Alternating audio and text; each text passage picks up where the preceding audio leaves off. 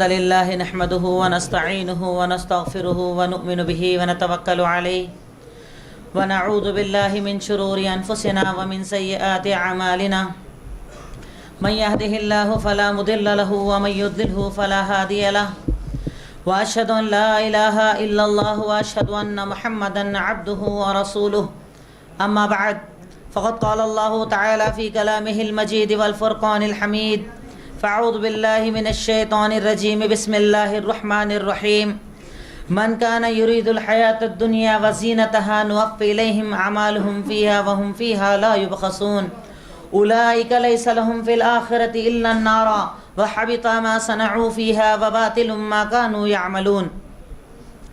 تعریف و توصیف اس اللہ رب العالمین کے لیے جو یک و تنہا اس کائنات کا خالق و مالک ہے۔ انگنت بے شمار درود و سلام سب سے آخری نبی سید المرسلین شافی محشر ساقی کوثر احمد مجتبی محمد مصطفیٰ صلی اللہ علیہ وسلم کی ذات گرامی پر اللہم صلی علی محمد وعلی آل محمد کما صلیت علی ابراہیم وعلی آل ابراہیم انکا حمید مجید اللہم بارک علی محمد وعلی آل محمد کما بارکت علی ابراہیم وعلی آل ابراہیم انکا حمید مجید رب اشرح لی صدری یسر لی امری واحلل عقدۃ من لسانی یفقهوا قولی ربی زدنی علما ربی زدنی علما ربی زدنی علما۔ دوسری نشست یہ پروگرام کی آپ کے سامنے جاری ہے اور میں مبارکباد دیتا ہوں آپ تمام کو، آپ کے حوصلوں کو، کہ صبح سے دو نشستیں یعنی تقریباً چھٹی تقریر آپ کے سامنے ہے اور آپ جمع ہوئے ہیں۔ اللہ تعالیٰ آپ کے بیٹھنے کو قبول فرمائے۔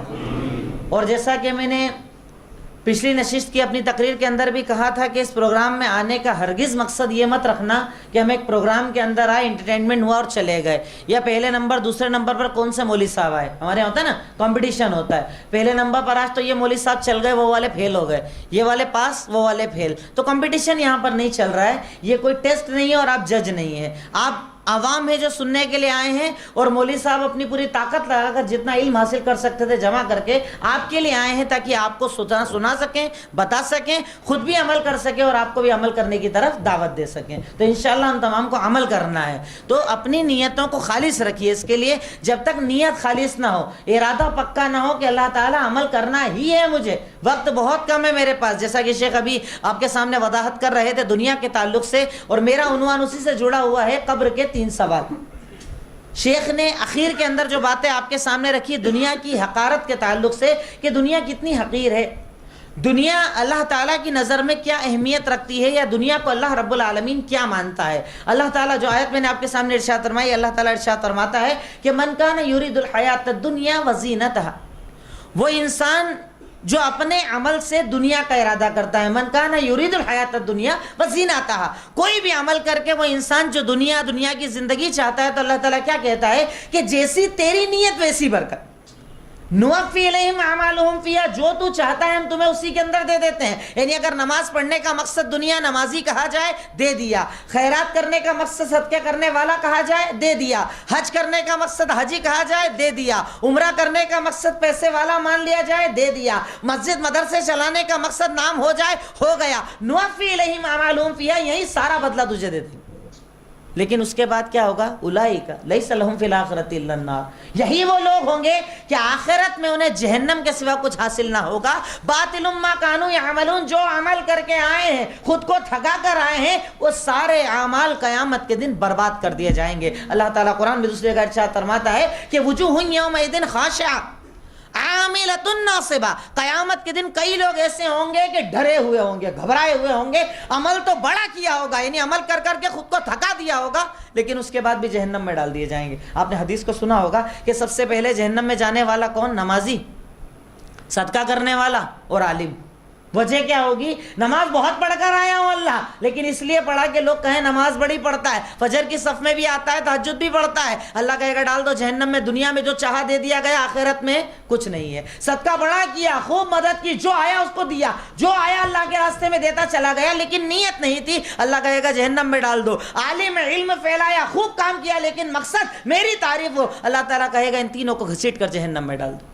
کیونکہ وہاں پر عمل کے اندر نیت کیا ہے اللہ تعالیٰ وہ جانتا ہے. باہر دنیا والے آپ کی نیت نہیں جانتے. نیت کا معاملہ کس سے ہے؟ اللہ تعالیٰ سے. نیت کو صرف اللہ ہی جان سکتا ہے کہ میرا ارادہ کیا ہے, میرے علاوہ کوئی نہیں جانتا, اور میرا رب جانتا ہے. اسے پتا ہے کہ میری تقریر کا مقصد کیا, میرے پروگرام میں آنے کا مقصد کیا, آپ کے آنے کا مقصد کیا, آپ کی خیرات کا مقصد کیا, آپ کی عبادت کا مقصد کیا, یہ اللہ تعالیٰ کے علاوہ کوئی نہیں جانتا. اسی لیے صحیح بخاری کی حدیث اللہ کے نبی صلی اللہ علیہ وسلم کا فرمان کہ انما الاعمال بالنیات, عمل کا دار و مدار نیت پر ہے, اس لیے ہر عمل کے پہلے نیت کو خالص کر لیا کرو, کیونکہ اللہ رب العالمین نیتوں کا جاننے والا ہے. تو اللہ تعالیٰ کہتا ہے یہ دنیا حقیر ہے, یہ دنیا کی کوئی سچائی نہیں. اسی لیے اللہ کے نبی صلی اللہ علیہ وسلم ارشاد فرماتے ہیں کن فی الدنیا کأنک غریب او عابر سبیل, دنیا میں ایسے رہ گویا کہ تم مسافر ہے.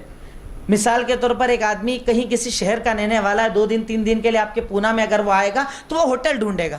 ہوٹل میں آنے کے بعد وہ یہ نہیں دیکھے گا چھت کیسی بنی ہے, بیڈ کیسا بنا ہے, یہ نہیں وہ نہیں, وہ تو مسافر ہے. 2 دن 3 دن 4 دن اسٹے کرنا ہے, کام پورا کرنا ہے, آگے بڑھنا ہے. اللہ کے نبی صلی اللہ علیہ وسلم مثال دے رہے ہیں کہ اپنے آپ کو اس دنیا کے اندر مسافر مانو. مطلب مسافر جس جگہ سفر کرتا ہے اس جگہ گھر تیار نہیں کرتا, اس جگہ آگے کی زندگی کی, آگے کے مقصد کی تیاری کرتا ہے. ویسے ہی یہ مسلمانوں دنیا کے اندر آخرت کی تیاری کرو. ہاں, اس کا ہرگز یہ مقصد نہیں ہے.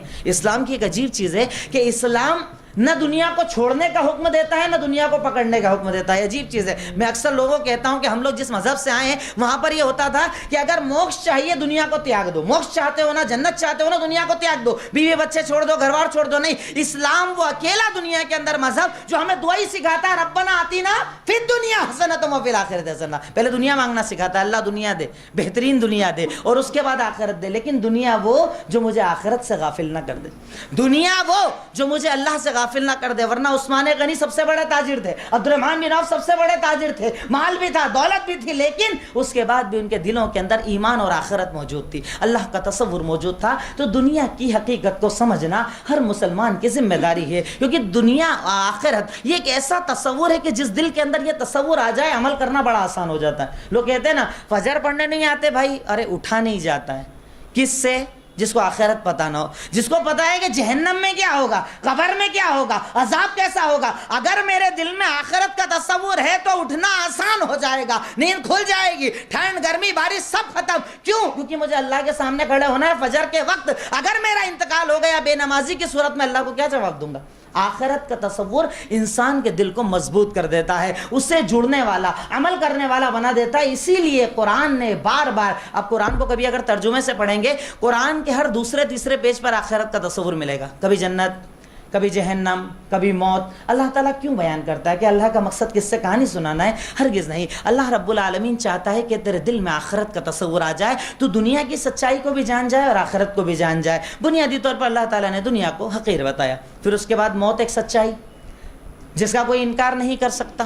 آپ پیسے والے, اسٹیٹس والے, تعلقات والے, سب آپ کی جگہ, لیکن آپ کیا موت کو روک سکتے ہیں؟ نہیں. اللہ تعالیٰ قرآن میں ارشاد فرماتا ہے فَإِذَا جَاءَ أَجَلُهُمْ لا يستأخرون ساعة ولا يستقدمون, کہ جب موت کا وقت آ جاتا ہے نہ وہ ایک لمحے آگے جاتا ہے نہ ایک لمحے پیچھے جاتا ہے. موت مقرر ہے, فکس ہے, ٹائمنگ فکس ہے, سیکنڈ فکس ہے, لمحہ فکس ہے, جگہ فکس ہے, کس طریقے سے انتقال ہوگا وہ بھی فکس ہے. آپ دنیا کی ساری دولت لگا کر اپنی موت کے وقت کو ایک سیکنڈ بھی آگے نہیں کر سکتے. اسی لیے اللہ تعالیٰ کہتا ہے اینما تکونوا یدرککم الموت وَلَوْ كُنْتُمْ فِي بُرُوجٍ مُّشَيَّدَةٍ, تم چاہے جہاں رہو, چاہے جہاں رہو, اپنے آپ کو مضبوط قلعوں کے اندر قید بھی کر لو, لیکن اپنی موت کو نہیں روک سکتے. موت آئے گی, موت یقینی ہے. تم نے دیکھا کئی ایسے لوگ جو کہا کرتے تھے کہ ہمارے بنا گھر کا کیا ہوگا, ہمارے بنا مسجد کا کیا ہوگا, ہمارے بنا یہ کیا ہوگا, وہ کیا ہوگا, اولاد کیا کرے گی, بیٹا کیا کرے گا, بیٹی کیا کرے گا. وہ مر گئے, لیکن دنیا رکی, کاروبار رکا, تعلقات رکے. کئی لوگ ہوتے ہیں نا, دکان نہیں چھوٹتی, نماز آئے, کچھ بھی آئے, کاروبار نہیں چھوٹتا. کیوں؟ ارے مولانا آپ نہیں سمجھتے, میرے ہٹتے ہی کاروبار چلنا بند ہو جائے گا, میرے ہٹتے ہی دکان چلنا بند ہو جائے گی. آپ مر گئے, کیا دکان رکی؟ ہرگز نہیں. یہ دنیا کی سچائی ہے کہ آپ کے مرنے کے بعد, یہاں تو یہ سچائی ایسی ہے کہ آپ کا جب انتقال ہوتا ہے, آپ سے لوگ دعوے کرتے ہیں صاحب آپ سے بڑی محبت ہے, آپ سے بڑی چاہت ہے. بیگم کہتی ہے آپ کو کچھ ہو گیا خدا نہ کرے بولا مت کیجیے مرنے کی بات, اگر آپ کو کچھ ہو گیا میں جی نہیں پاؤں گی. لیکن آج تک کوئی بیگم ایسی ہے کہ شوہر کے ساتھ زندہ دفن ہو گئی ہو؟ اس نے کہا کہ نہیں شوہر کا انتقال ہو گیا مجھے بھی مرنا ہے مجھے بھی دفن ہونا نہیں. وہ بیگم زندہ ہے 10 سال 20 سال 30 سال نکال دیتی ہے نارملی. ہاں غم ہوگا تکلیف ہوگی لیکن کچھ دیر کی. دنیا کی سچائی کتنی ہے کہ جب آپ کو دفن کیا جائے گا پہلے تو آپ کے انتقال سے آپ سچائی سمجھ لو کہ آپ کا انتقال ہوا. سب سے پہلے گھر کے اندر گھر کے رشتہ دار یعنی بیٹے اور بہو سب بیٹھ کے میٹنگ کرتے دفنانا کب ہے. جلدی کا ٹائم رکھو زیادہ لیٹ کرنے میں بدبو آ جائے گی گرمی کا موسم ہے. یہ سچائی. ابھی جب تک آپ کی سانس چل رہی تھی آپ نے کیا سمجھا یہ ہے وہ ہے یہ میری چاہت یہ میری. آپ کے انتقال ہوتے ہی پہلی میٹنگ تو یہ ہوگی کہ دفنانے کا وقت طے کرو زیادہ لیٹ کرنے میں بدبو آنے لگ جائے گی. اب یہ طے ہو گیا جلد سے جلد دفن کر دو یہ ہو گیا. اب آپ کو جب دفن کرنے گئے تو آپ کی محبت اپنی جگہ لیکن جب آپ کو دفن کرنے میں مٹی دی جاتی ہے نا فوراً نل تلاش کیا جاتا ہے کہ ہاتھ دھونا ہے. مٹی بھی ساتھ کوئی لے کر نہیں آتا. مٹی کو ساتھ لے کر آتا ہے نہیں. یہ دنیا کی سچائی ہے. جس کے لیے میں نے لون لیا بچوں کی ایجوکیشن کے لیے میں نے حرام کمایا گھر بنانے کے لیے میں نے حرام کیا یہ اور وہ کرنے کے لیے یعنی جن لوگوں کے لیے میں نے حرام کمایا میرے مرنے کے بعد کیا وہ میرے کام آئیں گے؟ یقیناً نہیں. میرا عمل میرے ساتھ جائے گا. اللہ کے نبی صلی اللہ علیہ وسلم ارشاد فرماتے ہیں کہ جب انتقال کسی کا ہوتا ہے تو اس کے پیچھے 3 چیزیں آتی ہے. یتبع المیت ثلاثۃ. انتقال ہونے کے بعد کسی انسان کے پیچھے میت کے پیچھے 3 چیزیں چلتی ہے. اس کا مال اس کی اولاد اور اس کا عمل. مال یعنی اس معنی میں کہ جو مال والا میں رہوں گا اس اعتبار سے لوگ میرے پیچھے پیچھے آئیں گے آ گئے. دوسری چیز میری اولاد وہ بھی آ گئی لیکن 2 چیزیں ریٹرن میرے دفن ہوتے ہی. مال بھی گیا میرے ساتھ نہیں جائے گا. میرے تعلقات میرے ساتھ نہیں. میری رشتہ داری میرے ساتھ نہیں. میرے ساتھ قبر میں کیا جائے گا؟ میرا عمل. وہاں یاد آئے گا کاش کہ میں نے دنیا کو نہیں اپنے عمل کو دیکھا ہوتا. کاش کہ میں نے اس کے لیے تیاری کی ہوتی. کاش کہ میں نے قبر کے بارے میں سوچا ہوتا. قبر وہ منزل کہ اللہ کے نبی صلی اللہ علیہ وسلم ارشاد فرماتے ہیں سنن ترمذی کی روایت ہے کہ انما القبر روضۃ من ریاض الجنہ او حفرۃ من حفر النار. قبر ایک ایسی چیز ہے اگر عمل اچھا ہو تو جنت کے گارڈنوں میں سے ایک گارڈن ہے اور اگر عمل برا ہو تو جہنم کے گڈھوں میں سے اللہ تعالیٰ ایک گڈھا اس جہنم اس قبر کو بنا دیتا ہے. قبر کی ہولناکی کا یہ عالم کہ حضرت عثمان غنی رضی اللہ تعالیٰ عنہ کا یہ معاملہ تھا کہ جب بھی قبر کا ذکر آتا زاروں قطار روتے اتنا دھاڑے مار مار کر رونے لگ جاتے. صحابہ نے سوال کیا ساتھیوں نے سوال کیا تذکر الجنت والنار فلم تبکی وتبکی من ھذا کہ آپ کے سامنے جنت کی بات آتی اتنا زیادہ نہیں نظر آتا آپ کے اندر. جہنم کی بات آتی اتنا زیادہ نہیں روتے. قبر کا ذکر آتی اتنے زیادہ کیوں رونے لگ جاتے ہو؟ کہا میں نے اللہ کے نبی صلی اللہ علیہ وسلم کو کہتے ہوئے سنا کہ ما رأیت منظرا قط الا القبر افظع منہ کہ میں نے جتنے برے منظر دیکھے جتنے ہولناک منظر دیکھے میں نبی ہونے کی حیثیت سے جنت جہنم تک دیکھ کر آ گیا. میں نے ہر ہولناک منظر دیکھا. اللہ کی قسم قبر جتنا ہولناک منظر میں نے اپنی زندگی کے اندر نہیں دیکھا. الا القبر افظع منہ قبر سب سے زیادہ ہولناک منظر میں نے قبر کا دیکھا. اور اسی لیے آپ صلی اللہ علیہ وسلم ارشاد فرماتے تھے کہ ولولا الا تدافنوا موتاکم لدعوت اللہ ان یسمعکم من عذاب القبر ما اسمع منہ کہ اگر مجھے اس بات کا ڈر نہ ہوتا کہ تم اپنے مردوں کو دفنانا چھوڑ دو گے اگر یہ ڈر نہ ہوتا تو میں اللہ تعالیٰ سے دعا مانگتا اللہ عذاب قبر کی جو آواز میں سنتا ہوں وہ ان لوگوں کو بھی سنا دے. لیکن مجھے پتا ہے کہ اگر وہ تم آواز سن لو گے نا مردوں کو دفناؤ گے نہیں گھر میں رکھنا شروع کر دو گے اس ڈر اور خوف کے مارے کہ جب وہ مردہ چلاتا ہے اس مردے کو جب تکلیف ہوتی ہے جب عذاب آتا ہے اس کی جو چیخیں نکلتی ہے اگر وہ آواز تم سن لو تو تم اپنے مردوں کو دفنانا چھوڑ دو گے. اللہ کے نبی صلی اللہ علیہ وسلم نے اس کی اور مزید تفصیل بتاتے ہوئے سنن ابو داؤد کے اندر لمبی روایت ہے آپ نے ارشاد فرمایا کہ اذا کان ابن آدم فی انقطاع من الدنیا کہ جب ابن آدم دنیا کے آخری لمحوں کے اندر ہوتا ہے آخری لمحات اس کے چل رہے ہوتے ہیں بالکل اس نزا کے عالم کے اندر آ جاتا ہے موت کے عالم کے اندر تو اگر نیک ہوتا ہے تو آسمان سے نیک فرشتے بیض الوجوہ خوبصورت چہرے والے فرشتوں کو اللہ تعالیٰ نازل کرتا ہے. ان کے پاس اس کے لیے لے جانے کے لیے ایک کپڑا ہوتا ہے حنوتم من الجنہ اس میں جنت کی خوشبو آ رہی ہوتی ہے. دھیرے سے اس کی روح کو نکالتے ہیں اور اسے لے جاتے ہیں. لیکن اگر یہ بد ہوتا ہے تو ایسے چہرے والے فرشتوں کو اللہ تعالیٰ نازل کرتا ہے جن کے چہرے سخت ہوتے ہیں کالے چہرے ہوتے ہیں ڈراؤنے چہرے ہوتے ہیں اور یہ کھینچ کر اس کی روح کو نکالتے ہیں. درد کے عالم میں اس کا انتقال ہوتا ہے. کئی بار آپ لوگوں نے دیکھا ہوگا کہ اکثر وہ لوگ جن کی زندگی کہیں نہ کہیں ایمانی حیثیت پر گزری ہوتی ہے انتقال بڑا آسان ہوتا ہے. بڑی آسانی سے انتقال ہو گیا. اور کئی لوگ تڑپ تڑپ کر انتہائی تکلیف کے عالم میں, یہاں تک کہ مرنے کے بعد بھی ان کے چہروں سے ظاہر ہوتا ہے کہ یہ تڑپ کر مرا ہے, تکلیف کے عالم میں مرا ہے. کہیں نہ کہیں یہ اس حدیث کی ایک ہلکی سی شکل ہمیں نظر آتی ہے کہ اللہ کے نبی صلی اللہ علیہ وسلم نے ارشاد فرمایا کہ اس کا کیا عالم ہوتا ہے. اسی لیے آپ ارشاد فرماتے تھے, آپ کہا کرتے تھے, تعوذوا باللہ من عذاب القبر, تم ہمیشہ اللہ تعالیٰ سے عذاب قبر سے پناہ مانگا کرو, عذاب قبر سے ڈرا کرو. قبر کا یہ عالم کہ حضرت سعد ابن ابی وقاص رضی اللہ تعالیٰ عنہ, ان جیسا صحابی, ان جیسا جلیل القدر صحابی کے صحابہ کے اندر اگر نمبرنگ دی جائے تو ایک اونچا مقام اللہ تعالیٰ نے ان کو دیا. عشرہ مبشرہ میں سے ہیں, جنت کی خوشخبری جن کو دی گئی, ان کے بھی ایک عمل کی بنیاد پر اللہ کے نبی کہتے ہیں جب ان کو دفن کیا گیا, قبر نے ایک بار ان کو دبا کر چھوڑ دیا تھا.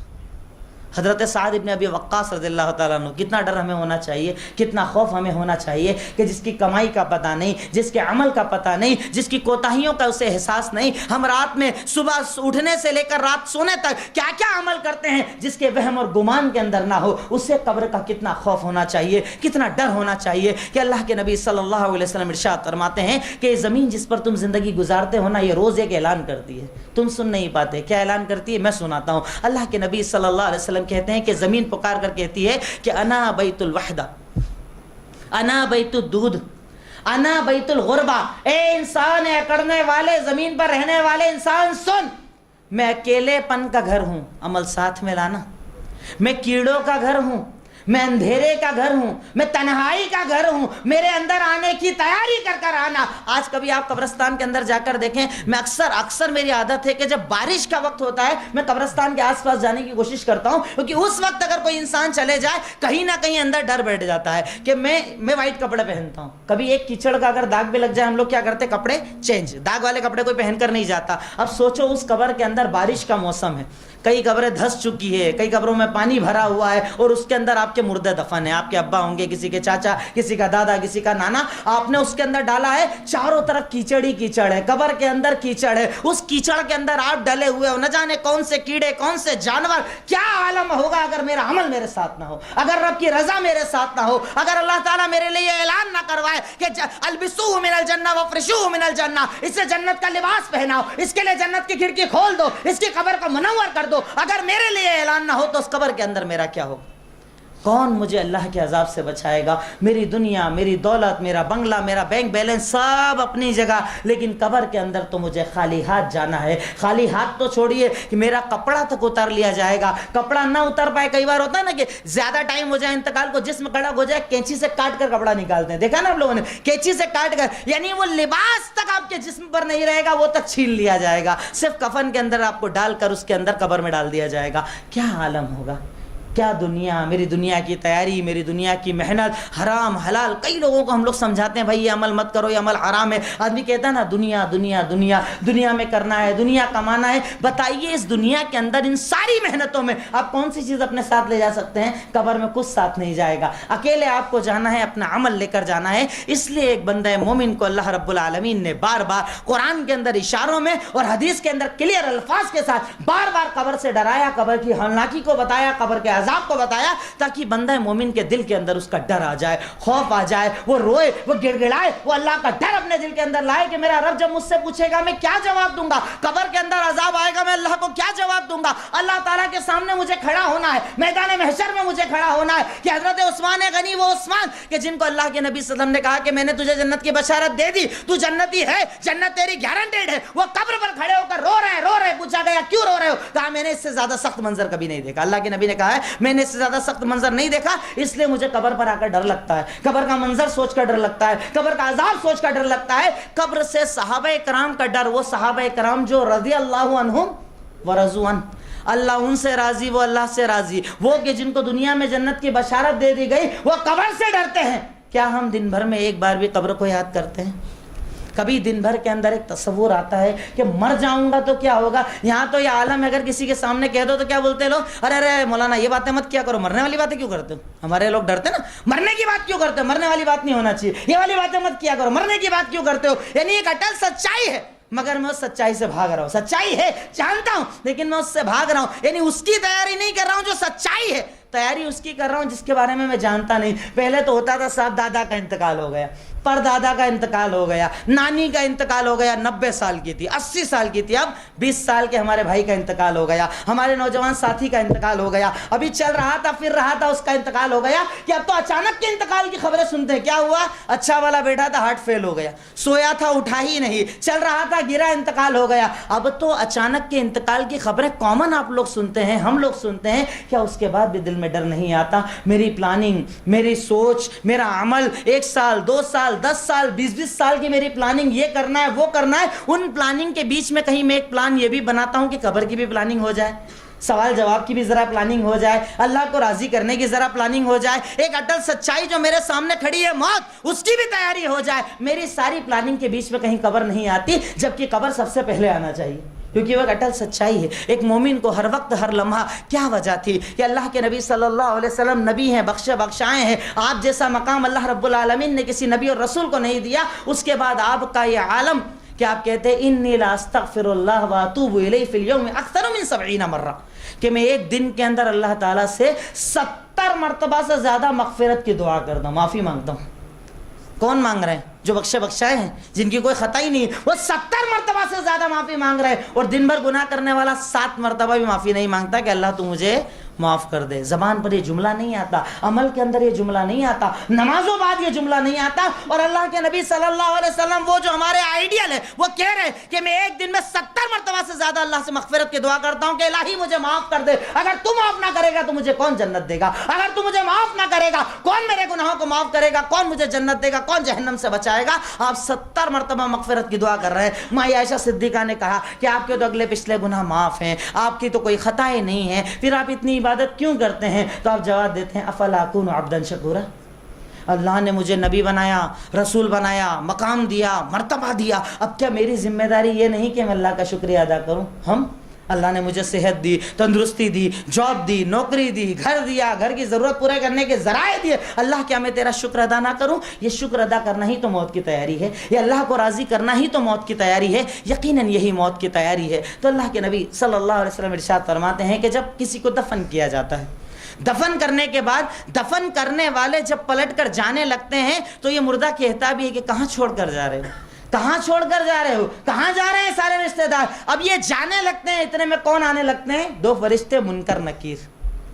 اگر سوال کیا جائے گا، سب سے پہلا سوال من ربک. اب دیکھیے اللہ تعالیٰ کا نظام بھی دیکھو آپ کہ ایگزام ابھی اب کیا ہوتا ہے نا، اب جاب کی تیاری کر رہے ہیں تو نیٹ کا ایگزام ہے، تو انٹرنس کا ایگزام ہے، زبردست تیاری چل رہی ہے، 2 سال سے انٹرویو کی تیاری چل رہی ہے. اللہ تعالیٰ نے پورا پیپر ہی لیک کر دیا، پیپر ہی دے دیا پہلے کہ 3 کویسچن ہوں گے، یہ ہوگا. آج کل ہمارے یہاں ہوتا ہے ایک عجیب چیز میں نے دیکھی کہ انسان کتنا بڑا غافل ہے کہ وہ اللہ کی شاید قدرت کو بھی نہیں پہچانتا. ہمارے یہاں ہوتا ہے، آپ کے یہاں جانتا نہیں ہوتا کہ نہیں ہوتا، ہمارے یہاں ہوتا ہے قبر کے اندر بھی لوگ چیٹنگ کراتے ہیں. آج کل عہد نامہ ڈالتے ہیں قبر کے اندر، ایک دیکھا آپ لوگوں نے، اس کے اوپر ان 3 سوالوں کے جواب ہوتے ہیں. نعوذ باللہ من ذالک. ایسا لگتا ہے کہ شاید وہاں پر چیٹنگ ہوگی، مردہ اٹھائے گا، پڑھے گا اور پھٹافٹ جواب دے دے گا. ارے اس جواب کا تعلق عمل سے، عمل سے اس کا تعلق ہے، پڑھنے لکھنے سے تعلق نہیں ہے. اللہ رب العالمین نے کویسچن دے دیا، کویسچن پیپر دے دیا، ایگزامینر کون ہوں گے یہ بھی بتا دیا کہ تیاری کر لو، تیاری کر لو، 3 کویسچن کا جواب دینا، کام ختم ہو جائے گا. پہلا سوال اب سے ایگزامینر جو کرے گا، منکر نکیر جو کریں گے، وہ من ربک، تیرا رب کون؟ تیرا رب، تیرے رب کے بارے میں بتا، تیرے مولا کے بارے میں بتا، تیرے الہ کے بارے میں بتا، تیرے خالق کے بارے میں بتا. اس ایک لفظ کے اندر اللہ تعالیٰ نے پوری توحید کو بیان کر دیا کہ جو توحید کا ماننے والا ہوگا وہی اس سوال کا جواب دے گا. توحید کی بنیاد. اسی وجہ سے تو اللہ کے نبی صلی اللہ علیہ وسلم ارشاد فرماتے ہیں، اللہ تعالیٰ قرآن میں ارشاد فرماتا ہے، اللہ تعالیٰ کا فرمان، ان اللہ لا یغفر ان یشرک بہ ویغفر ما دون ذلک لمن یشاء ومن یشرک باللہ فقد ضل ضلالا بعیدا. اللہ رب العالمین کہتا ہے کہ بندہ مومن دنیا کے سارے تو گناہ کر لے، اگر تو نے شرک نہ کیا ہوگا تو اللہ تعالیٰ کہتا ہے معاف کروں گا، نہیں تو شرک کرنے والا ضل ضلالا بعیدا، بڑی گمراہی کے اندر چلا گیا. یہ توحیدی کی تو فضیلت ہے کہ اللہ کے نبی صلی اللہ علیہ وسلم ارشاد فرماتے ہیں کہ انما ابن آدم، یا ابن آدم اگر دنیا کے سارے گناہ لے کر آ جائے لیکن توحید اگر لے کر آئے گا، مجھے ایک مانے گا، میرا تصور اس دل کے اندر ہوگا، تو اللہ تعالیٰ کہتا ہے میں دنیا بھر کی مغفرت لے کر تجھ سے ملوں گا. یہی تو توحید کی فضیلت ہے کہ اللہ کے نبی صلی اللہ علیہ وسلم ارشاد فرماتے ہیں، من قال لا الہ الا اللہ خالصا من قلبہ دخل الجنہ، جس نے دل کی گہرائی سے سچائی سے لا الہ الا اللہ کہہ دیا وہ جنتی ہو گیا۔ دل کی گہرائی مطلب عمل کے ساتھ، ایسا نہیں بول دیا۔ ہم لوگ یہ سمجھتے ہیں نا، ہمارا تو ہر مسلمان جو ایک نارمل بچہ ہو، بڑا ہو، بوڑھا ہو، کیسا بھی ہو، ہلا کر بولو کلمہ بولے گا لا الہ الا اللہ مطلب ہو گیا نا جنتی، وہ تو جواب دے دے گا۔ ہرگز نہیں، جواب وہ دے گا جس کے دل کے اندر توحید ہو اور عمل کے اندر بھی توحید۔ ایسا نہیں کہ صرف زبان سے بول دیا کام کافی۔ اگر زبان سے بولنا کافی ہوتا تو اللہ تعالیٰ منافقین کو جہنمی کیوں بولتا؟ منافقین کے بارے میں اللہ تعالیٰ کیا کہتا ہے کہ اذا جاءک المنافقون قالوا نشهد انک لرسول اللہ، یہ منافق جب آپ کے پاس آتے ہیں اللہ کو ماننے کا تو دعویٰ کرتے ہی ہے، آپ کی رسالت کا بھی اعلان کرتے ہیں کہ ہم گواہی دیتے ہیں آپ اللہ کے رسول ہیں، لیکن اللہ کیا کہتا ہے؟ اللہ جانتا ہے آپ اللہ کے رسول ہیں اور اللہ یہ گواہی دیتا ہے یہ منافق جھوٹے ہیں۔ کیوں؟ زبان سے تو بولتے ہیں پر عمل نہیں کرتے ہیں۔ من ربک کے جواب کا مطلب یہ ہے کہ وہ دل جس میں توحید موجود، وہ دل کہ جس کے عمل کے اندر توحید موجود، یقیناً وہی اس قیامت کے روز، اس میں قیامت کے پہلے یعنی اس قبر کے اندر جب پہلا سوال ہوگا جواب وہ دے پائے گا جس دل کے اندر، جس عمل کے اندر توحید موجود ہوگی، توحید کا تصور موجود ہوگا۔ اور یہی وہ تصور جس کے بارے میں اللہ رب العالمین سورہ ذاریات آیت نمبر 56، 57 اور 58 کے اندر ارشاد فرماتا ہے کہ وَمَا خَلَقْتُ الْجِنَّ وَالْإِنسَ إِلَّا لِيَعْبُدُونَ مَا أُرِيدُ مِنْهُمْ مِنْ رِزْقٍ وَمَا أُرِيدُ أَنْ يُطْعِمُونَ، کہ اللہ تعالیٰ کہتا ہے میں نے انسان اور جنات کو صرف اپنی عبادت کے لیے پیدا کیا ہے، میری توحید کے لیے پیدا کیا ہے، میری یکتائی اور میری توحید کا اعلان کرنے کے لیے پیدا کیا ہے۔ اور سن لو مَا أُرِيدُ مِنْهُمْ مِنْ رِزْقٍ، میں ان سے کوئی کھانا نہیں چاہتا، روزی نہیں چاہتا، چڑھاوا نہیں چاہتا، جسے دینا پڑے وہ اللہ نہیں ہو سکتا۔ اللہ تعالیٰ یہ بتا رہا ہے کہ جسے کھلانا پڑے وہ اللہ نہیں ہو سکتا۔ اللہ تعالیٰ کہتا ہے ان اللہ هو الرزاق ذو القوة المتین، اللہ تعالیٰ تو وہ ہے کہ جو خود کھانا کھلانے والا ہے، اور ذو القوة المتین وہ بڑی سخت پکڑ کرنے والا ہے۔ یعنی اس سے پتہ چلتا ہے کہ اس سوال کا جواب وہ دے گا جو اللہ کو روزی نہیں دے، اللہ جس کو روزی دے۔ ہمارے یہاں ہوتے ہیں نا لوگوں نے معبود بنا رکھے، یہ چڑھائیں گے تو وہ خوش ہو جائیں گے، یہ پیش کریں گے دعائیں قبول ہو جائے گی، ایک بکرا ان کے نام پر قربان ہو جائے وہ خوش ہو جائیں گے، یہ نظر و نیاز، فلاں نظر و نیاز، فلاں جگہ کی چادر چڑھائی جائے وہ راضی ہو جائیں گے۔ اور اللہ تعالیٰ قرآن کے اندر بتا رہا ہے، اللہ تعالیٰ اللہ کے نبی حدیث میں بتا رہے ہیں کہ توحید یہ ہے کہ روزی کا دینے والا اللہ رب العالمین ہے، تم اللہ کو روزی نہیں دے سکتے، وہ تمہیں کھلانے والا ہے، ان اللہ هو الرزاق، وہ تمہیں کھانا کھلانے والا ہے، وہ کسی کا محتاج نہیں کہ کوئی اسے کھانا کھلائے۔ اللہ رب العالمین اس لیے ارشاد فرماتا ہے کہ آپ نے ارشاد فرمایا کہ رب کون، اللہ حضرت ابراہیم علیہ السلام کے سامنے جب مناظرہ ہوتا ہے کہ رب کون ہے، خالق کون ہے، ہمیں بتائیے، تو آپ نے یہی تو ارشاد فرمایا تھا کہ الذی خلقنی فہو یہدین والذی هو یطعمنی ویسقین واذا مرضت فهو یشفین والذی اطمع ان یغفر لی خطیئتی یوم الدین، کہ رب وہ ہے، خالق وہ ہے، مالک وہ ہے جس نے مجھے پیدا کیا۔ یہ دنیا کی ساری طاقتیں مل کر مجھے پیدا نہیں کر سکتی تھی، پیدا اس نے مجھے کیا۔ الذی خلقنی فہو یہدین، میں اس کی عبادت کرتا ہوں جس نے مجھے پیدا کیا، پیدا کرنے کے بعد ہدایت کا راستہ دکھایا۔ میرا رب وہ کہ جب میں بھوکا ہوتا ہوں تو مجھے کھانا کھلاتا ہے، جب میں پیاسا ہوتا ہوں تو مجھے پانی پلاتا ہے، جب میں بیمار ہوتا ہوں مجھے شفا دیتا ہے۔ اور وہی میرا رب ہے کہ مجھے ایک بار پیدا کیا ہے، پھر مارے گا، پھر زندہ کرے گا، اور قیامت کے دن میں اللہ تعالیٰ سے یہ آرزو کرتا ہوں کہ وہ میرے گناہوں کو معاف کر دے۔ تو اس سوال کا جواب وہ دے گا کہ جس دل میں یہ ایمان ہو کہ میرا رب وہ جو چاہے، جب چاہے، جہاں چاہے، جیسے چاہے کرنے کی قدرت رکھتا ہو، جو چاہے، جب چاہے، جہاں چاہے اور جیسے چاہے۔ یہ طاقت صرف اللہ رب العالمین کے، اس کے سوا کسی معبود کے اندر یہ طاقت نہیں۔ وہ جو چاہتا ہے کرتا ہے، فعال لما یرید، جو چاہتا ہے کرتا ہے، اس کے ارادوں کو کوئی روک نہیں سکتا۔ اس چیز کا نام ہی تو توحید ہے۔ اللہ تعالیٰ نے اسی توحید کے مقصد سے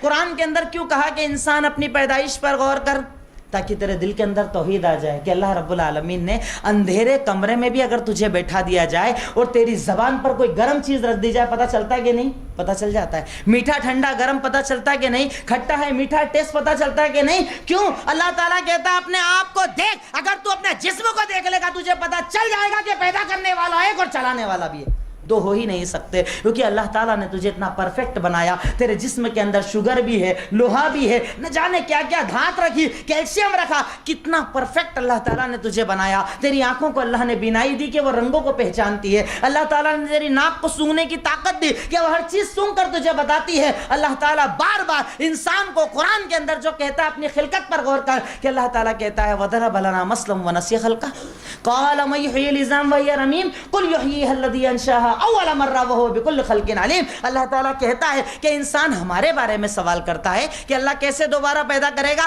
اللہ تعالیٰ کہتا ہے اپنی پیدائش پر تو غور کر، تو کچھ نہیں تھا، تیرے ماں باپ ملے، منی کا حقیر نطفہ ماں کے رحم میں داخل ہوا، وہاں پر تو گوشت کا لوتھڑا بنا، پھر ہم نے ہڈی پہنائی، پھر ماں کے پیٹ میں 9 مہینے تک تجھے آکسیجن بھی دیا، کھانے پینے کا انتظام کیا، تیری ضرورتوں کو پورا کیا۔ اب وہاں سے جب تو پیدا ہوا تو روتا تھا تو ماں دودھ پلاتی تھی، ورنہ تو بولنے کی بھی طاقت نہیں رکھتا تھا۔ کرنے والا کون؟ اللہ رب العالمین۔ اس کی توحید مانو، اسے ایک مانو کہ جب تو محتاج تھا تو بول نہیں سکتا تھا، جب تک تو روتا نہیں تیری ماں دودھ نہیں دیتی تو تیری ماں کو یہ سمجھ اور تجھے یہ عقل کے رونا پڑے گا تب مجھے کھانا ملے گا۔ دینے والا کون؟ اللہ رب العالمین۔ تو 2 سال کا ہوا، تو نے چلنے کی کوشش کی، ہاتھ پکڑ کر تجھے چلنا سکھانے والا کون؟ اللہ تعالیٰ۔ وہ کون جس نے تیرے باپ تیری ماں کے دل میں، ان کے دماغ میں یہ عقل دی کیسے چلنا سکھایا جائے؟ یعنی تو محتاج رہا، بول نہیں پاتا تھا، بولنا سکھایا، چل نہیں پاتا تھا، چلنا سکھایا۔ اب کچھ دن تو اکڑ میں آیا، نوجوان بن گیا، بڑھاپے میں پھر وہیں پہنچا دیا۔ اب کوئی اور کھلائے گا تو کھائے گا، لیٹرین باتھ روم کر کے پڑا رہے گا، چلاتا رہے گا، جب تک کہ کوئی دھلائے گا نہیں تو خود سے دھو نہیں سکتا۔ تو تیری پیدائش بھی محتاجگی اور تیری موت بھی محتاجگی، اس کے بیچ میں تیرے پاس یہ عقل کہاں سے آئی؟ یہ شرک کہاں سے آیا؟ اللہ کے علاوہ غیر اللہ کو ماننا کہاں سے آیا؟ کہ تجھے پیدا کرنے والی ذات اکیلی اللہ کی، تجھے مارنے والا اکیلا اللہ رب العالمین، پھر بیچ میں یہ شرک کہاں سے آیا کہ اولاد کوئی اور دے گا، کاروبار کوئی اور چلائے گا، میری ضرورتیں کوئی اور پورا کرے گا، بلا غو سے بلا عطا کرنے والا یہ تو کہاں سے لایا؟ جواب وہ دے گا جس نے زندگی بھر توحید کو سمجھا ہوگا۔ آج ہمارے یہاں پر ایک غلط فہمی دی جاتی ہے کہ امت محمدیہ کے اندر شرک نہیں ہو سکتا۔ یہ لوگ شرک سے چلاتے نا، وہ شرک کی باتیں کرتے ہو، بے فکر ہو جاؤ، امت محمدیہ کے اندر کبھی شرک نہیں ہو سکتا۔ بتائیے پھر اللہ کے نبی صلی اللہ علیہ وسلم کے اس فرمان کو کہاں لے کر جائیں گے کہ آپ نے ارشاد فرمایا، صحیح مسلم کی روایت ہے کہ تلحق قبائل من امتی بالمشرکین، قیامت تب تک نہیں آئے گی جب تک میری امت کے کچھ گروہ مشرکوں سے جا کر نہ مل جائیں۔ جیسا وہ شرک کریں گے ویسا یہ شرک کریں گے، سیم انہی کی طرح شرک کریں گے، یہاں تک کہ یہود اور نصارہ کے طریقے پر چلیں گے۔ کیسے؟ ایک جوتا ایک جوتے کے جیسے برابر ہوتا ہے، میری امت کے کئی لوگ یہودیوں جیسے ہو جائیں گے، نصارہ جیسے ہو جائیں گے، مشرکوں جیسے ہو جائیں گے۔ یعنی اس سے پتہ چلتا ہے کہ اس امت کے اندر بھی شرک پایا جائے گا۔ کلمہ پڑھنے کے بعد بھی آدمی مشرک ہو سکتا ہے، ورنہ حضرت عبداللہ ابن عباس رضی اللہ تعالیٰ عنہ نے ایک آدمی کے ہاتھ کے اندر دھاگا بندھا ہوا دیکھا۔ کیوں؟ آپ نے اس دھاگے کو کاٹتے ہوئے ایک آیت کو پڑھا تھا کہ اکثر لوگ ایسے ہیں وَمَا يُؤْمِنُ أَكْثَرُهُم بِاللَّهِ إِلَّا وَهُم مُشْرِكُونَ، کہ کئی لوگ ایسے ہیں جو ایمان کا دعویٰ تو کرتے ہیں لیکن عمل ان کے اندر مشرکوں والا پایا جاتا ہے۔ اس سے پتہ چلا کہ صحابہ اکرام کا بھی یہ عقیدہ تھا، یہ ماننا تھا کہ انسان اللہ تعالیٰ کو جاننے کے بعد بھی شرک کر سکتا ہے۔ شرک کسے کہا جاتا ہے؟ کہ عمل جو اللہ کے لیے ہے وہ کسی اور کے لیے کیا جائے۔ نماز اللہ کے لیے میں کسی اور کے لیے پڑھوں، قربانی اللہ کے لیے میں کسی اور کے لیے پڑھوں۔ کئی لوگ اس غلط فہمی کے اندر رہتے ہیں، بھائی شرک کسے کہتے ہیں؟ کسی کو اللہ ماننا شرک ہے، کسی کو خالق ماننا شرک ہے، کسی کو اللہ جیسا ماننا شرک ہے۔ آپ لوگ بے وقوف ہو، آپ لوگوں کو پتہ نہیں شرک کسے کہتے ہیں۔ ہم لوگ شرک کرتے کیا؟ نہیں، ہم لوگ تو صرف وسیلہ ہی لگاتے ہیں نا، ہم لوگ صرف وسیلہ ہی لگاتے ہیں۔ بھیا قرآن نے اس کو کلیئر کر دیا نا، الحمدللہ قرآن نے کلیئر کیا، کسی مولوی صاحب کی ضرورت نہیں۔ قرآن میں اللہ رب العالمین کفار مکہ کو جب بیان کرتا ہے تو ارشاد فرمایا کہ اے نبی پاک صلی اللہ علیہ وسلم وَلَئِن سَأَلْتَهُمْ، اگر آپ ان سے سوال کریں من خلق السماوات والارض، بتاؤ آسمان کا بنانے والا کون؟ وہ بولیں گے اللہ۔ زمین کا بنانے والا کون؟ اللہ۔ تمہیں پیدا کرنے والا کون؟ اللہ۔ تمہیں مارنے والا کون؟ اللہ۔ لیکن اللہ تعالیٰ نے ان کو کہا کہ تم مشرک، کیوں؟ انہوں نے کعبہ کے اندر بت بنا کر رکھے تھے۔ کرتے کیا تھے کہ جب پریشانی آتی تھی تو اللہ تعالیٰ کے سامنے ان کو کھڑا کرتے تھے، ریکویسٹ کر رہے ہیں اللہ تک پہنچا دو نا، دعا کر رہے ہیں اللہ تک پہنچا دو نا، ضرورت ہے اللہ تک پہنچا دو نا۔ سیم وہی عمل آج ہمارے یہاں کیا جائے کہ ہم ان کو اللہ نہیں مانتے، آپ لوگ سمجھتے نہیں ہو، ہم عبادت تھوڑی کرتے ہیں، ہم تو صرف وسیلہ لگاتے ہیں۔ یہی وسیلہ کفار مکہ نے لگایا تو رب نے کہا قل یا ایھا الکافرون، اے کافرو سنو۔ کرتے کیا تھے؟ ہؤلاء شفاعؤنا عند اللہ، اللہ کے نبی صلی اللہ علیہ وسلم نے کہا کہ تم کیوں عبادت کرتے ہو ان کی، ان معبودوں کی عبادت کیوں کرتے ہو؟ تو کہا نہیں نہیں، عبادت تھوڑی کرتے ہیں، یہ تو صرف سفارشی ہے، اللہ تک پہنچانے والے ہیں۔ اپن اتنے بڑے گنہگار، اتنے بڑے خطا کار، اتنی غلطیاں کرنے والے، نمازیں چھوڑنے والے اللہ سے ڈائریکٹ کیسے مانگیں گے؟ اپن ان کو سفارشی بناتے ہیں۔ رب العالمین نے کہا یہی سفارشی بنانا شرک ہے، کیونکہ اللہ نے ان کو کہا قل یا ایھا الکافرون۔ یہی عمل کر کے ہم مومن مسلمان، اور وہی عمل کر کے وہ مشرک اور کفار، یہ فرق کرنے کی دلیل کہاں سے آئی؟ یہ شرک کے وہ راستے جنہیں شیطان نے ہمارے درمیان میں کھولا۔ ہم بڑے گنہگار، ہم بڑی خطا کار۔ بتاؤ کیا دنیا کے اندر کوئی ایک مسلمان ایسا ہے جو کہتا ہو کہ میں ابلیس سے بڑا گنہگار ہوں؟ کوئی نہیں بولتا ایسا۔ کوئی بولتا ہے میں ابلیس سے بڑا گنہگار ہوں؟ کوئی نہیں بولے گا۔ کسی کو بول دو جھگڑا کر لے گا، کیسے میرے کو ایسا بول دیا، ابلیس کیسے بول دیا؟ میں ابلیس سے بڑا گنہگار نہیں ہوں۔ ابلیس نے گناہ کیا کیا؟ اللہ نے بنایا، حضرت آدم کو کہا اسجدوا لآدم، آدم کو سجدہ کرو، کہا نہیں کروں گا۔ کہا کیوں نہیں کروں گا؟ میں اس سے سپیریئر ہوں، میں آگ سے بنا ہوں، یہ مٹی سے بنا، سجدہ نہیں کروں گا۔ اللہ کے سامنے ڈائریکٹ انکار کر رہا، اتنا بڑا گنہگار۔ اب اللہ نے کہا نکل جا جنت سے، تو دعا کیسی مانگی؟ اللہ ڈائریکٹ مانگوں گا تو ناراض ہو جائے گا، میں اس کے نام سے مانگوں گا۔ نہیں، اس نے کیا بولا؟ اے اللہ رب انظرنی الی یوم یبعثون، اے اللہ ناراض ہو گیا نا، مجھے بس قیامت تک کی مہلت دے دے، تب تک مجھے چھوڑ دے۔ ابلیس ڈائریکٹ دعا مانگ رہا ہے، اسے ٹینشن نہیں ہے وسیلہ لگانے کا۔ اور یہاں پر مسلمان جو کم سے کم کلمہ تو پڑھتا ہے، اللہ کو مانتا ہے، اللہ کو ایک مانتا ہے، اور وہ کہتا ہے میں اتنا بڑا گنہگار اللہ سے ڈائریکٹ کیسے مانگوں؟ قرآن نے، اللہ تعالیٰ نے قرآن کے اندر کلیئر کر دیا کہ چاہے تو کتنا اچھا، اللہ تعالیٰ سنتا ہی تو گنہگاروں کی ہے۔ مومن تو ہی صحیح نا، مومن جو نیک ہے وہ تو نیک ہے۔ اللہ تعالیٰ کیوں کہتا ہے کہ کل بنی آدم خطاؤن و خیر الخطائین التوابون، کہ سارے ابن آدم گنہگار ہیں، لیکن سب سے اچھا گنہگار کون؟ جو اللہ کو پکارتا ہے، اللہ سے مانگتا ہے۔ اللہ انہی کو تو پسند کرتا ہے، مانگنے والوں کو تو پسند کرتا ہے۔ اب ہمارے یہاں کیا کہتے ہیں، ارے ان لوگ کو سمجھتا نہیں ہے، بتاؤ ایسا ہوتا کیا؟ بادشاہ تک جانے کے لیے وزیر لگتا کہ نہیں لگتا؟ یہ شرک کے راستے۔ بادشاہ تک جانے کے لیے وزیر لگتا کہ نہیں لگتا؟ ڈائریکٹ جاؤ گے کیا؟ تم لوگ جج کے پاس جاتے تو ڈائریکٹ جاتے ہو، یا وکیل لگتا تم کو؟ وکیل بناتے کہ نہیں بناتے؟ تو ہم کہتے ہیں ہاں یقیناً بناتے ہیں۔ یہ تیری عقل کا فطور ہے کہ تو نے اللہ کو دنیا کے بادشاہوں کی طرح سمجھا۔ ہم نے اللہ کو ایسا نہیں سمجھا، ہم نے اللہ کو وہ سمجھا جو اللہ نے ہمیں سمجھایا، کہ اللہ نے ہمیں قرآن کے اندر کہا کہ نحن اقرب الیہ من حبل الورید، کہ ہمارا رب تو ہماری شہ رگ سے زیادہ ہمارے قریب ہے۔ ہمارا رب وہ جو قرآن میں ہمیں بتاتا ہے کہ وَإِذَا سَأَلَكَ عِبَادِي عَنِّي فَإِنِّي قَرِيبٌ أُجِيبُ دَعْوَةَ الدَّاعِ إِذَا دَعَانِ، اے سید المرسلین، جب آپ سے میرا بندہ میرے بارے میں سوال کرے اسے بتا دینا میں اپنے بندوں کے قریب ہوں۔ اللہ کہہ رہا ہے میں قریب ہوں، اللہ کہہ رہا ہے دور نہیں، اللہ کیا کہہ رہا ہے؟ قریب، میں اپنے بندوں کے قریب۔ اور قریب ہونے کا مطلب یہاں بھی ہو سکتا تھا مولوی صاحب کچھ تعبیر چینج کر دیتے، اللہ نے پوری آیت ہی کمپلیٹ کر دی۔ کیا قریب ہونے کا مطلب؟ جب مجھے پکارنے والا پکارتا ہے میں جواب دیتا ہوں، جب مانگنے والا مانگتا ہے میں عطا کرتا ہوں۔ تو اللہ کہہ رہا ہے قریب، اور مولوی صاحب کہہ رہے دور۔ اللہ سے ڈائریکٹ مت مانگو، بھٹک جاؤ گے۔ کیوں؟ بادشاہ تک جانے کے لیے وزیر اس لیے لگتا ہے کیونکہ بادشاہ رعایا کو پہچانتا نہیں ہے۔ کیا میرا رب ایسا ہے؟ ارے میرا رب تو وہ کہ صحیح بخاری کی روایت، اللہ کے نبی صلی اللہ علیہ وسلم کا فرمان کہ ہمارا رب تو وہ ہے جو اندھیرے رات میں کالے پہاڑ پر اگر کالی چیٹی چلتی ہے چلنے کو دیکھتا بھی اور آواز کو بھی سنتا ہے۔ اس کی تو یہ عظمت اور یہ مقام، اس کا مقام تو یہ کہ ماں عائشہ صدیقہ رضی اللہ تعالیٰ عنہ کہتی ہے چھوٹا سا کمرہ تھا، حجرہ عائشہ چھوٹا سا کمرہ تھا، اس کے اندر ہم بیٹھے تھے، ایک عورت نے آ کر کہا اللہ کے نبی صلی اللہ علیہ وسلم آپ سے کچھ بات چیت کرنی ہے، لیکن اکیلے میں کرنی ہے، عائشہ کے سامنے بات نہیں کرنا ہے، اکیلے میں کرنا ہے۔ کہا چلو، کمرے کے کونے میں لے گئے۔ عائشہ صدیقہ کہتی ہے وہ بات تو کر رہے تھے لیکن ورڈنگ کلیئر نہیں ہو رہی تھی، ایسا لگ رہا تھا کچھ بات چیت چل رہی ہے لیکن اتنی دھیرے بول رہی تھی کہ آواز نہیں آ رہی تھی۔ اس نے اللہ کے نبی صلی اللہ علیہ وسلم سے ایک سوال پوچھا، آپ کو جواب کا علم نہیں تھا۔ اللہ رب العالمین نے آپ کا جواب دینے کے لیے جیسی آسمان سے وحی اتاری، عائشہ صدیقہ کہتی ہے سبحان اللہ، اے اللہ تو بابرکت ہے، اے اللہ تیری کیا عظمت ہے، تو اپنے بندوں کے کتنا قریب ہے کہ میں کمرے میں بیٹھ کر آواز نہیں سن پا رہی تھی، ساتویں آسمان پر تو نے سن بھی لیا اور جواب دے بھی دیا۔ یہ اللہ کی عظمت ہے۔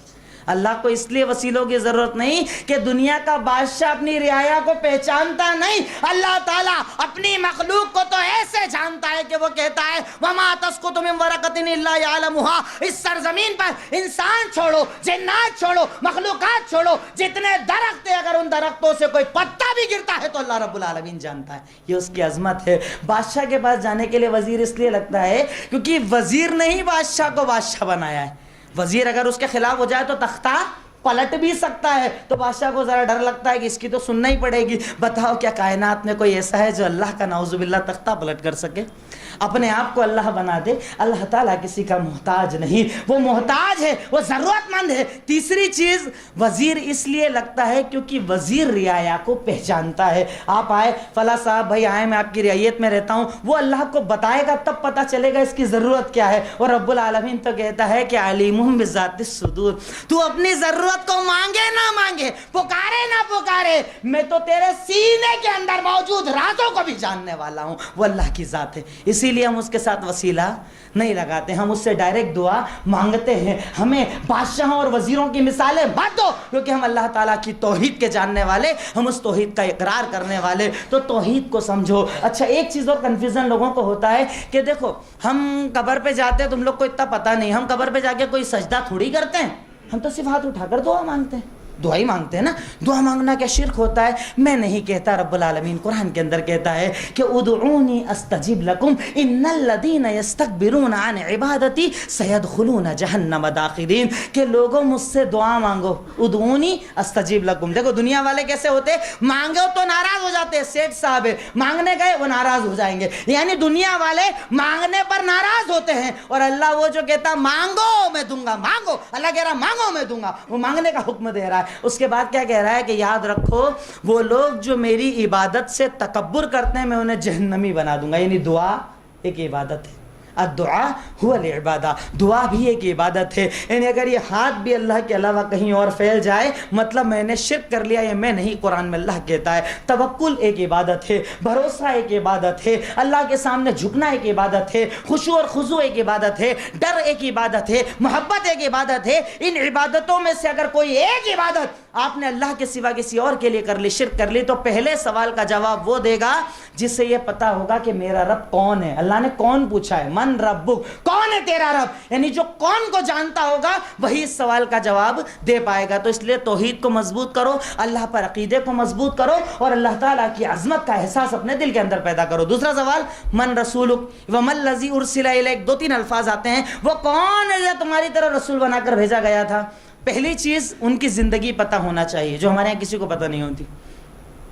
آپ کا نام, پورے نام کسی کو پتہ نہیں ہوتے, ابا کون, امی کون, چاچا کون, رشتہ دار کون, مکہ میں آپ کتنے دن رہے, آپ کی زندگی کیا تھی, مدینہ میں آپ کتنے دن رہے, آپ کی زندگی کیا تھی, ہمیں پتہ نہیں ہوتی. لیکن ہاں آپ کے یہاں وہ کرکٹر نے کتنا اسکور کب کیا تھا, کون سے میچ میں, آپ کو پتہ ہے. وہ ہیرو کی کون سی پکچر کب فل ہوئی تھی, کب فیل ہوئی تھی, کب وہ گیا تھا, یہ سب ڈیٹیل ہمیں پتا. لیکن وہ جس کے بارے میں کوسچن کلیئر ہے کہ اللہ قبر میں ان کے بارے میں پوچھے گا, ان کی زندگی کتنے لوگوں کو پتا ہے, کتنے لوگوں نے ان کی زندگی کو پڑھا ہے. ان کی زندگی دیکھیے ہوتا کیا ہے, انسان اس کی زندگی پڑھتا ہے جس سے اسے محبت ہوتی ہے. یہ دلیل ہوتی ہے محبت کی, یاد رکھنا. ورنہ محبت رسول کے اعلان تو بڑے لوگ کرتے ہیں, بڑے نعرے لگاتے ہیں, بڑے جھنڈے بھی لگاتے ہیں, بڑے لائٹیں بھی لگاتے ہیں, لیکن محبت کا مطلب یہ کہ جس سے مجھے محبت ہوتی ہے میں اس کی زندگی کو جانتا ہوں. اگر میری محبت محمد الرسول اللہ صلی اللہ علیہ وسلم سے ہے تو میرے دل کے اندر ان کی زندگی محفوظ ہونا چاہیے, میں ان کی زندگی کو جانوں, مکی زندگی جانوں. کبھی آپ نے غور کیا,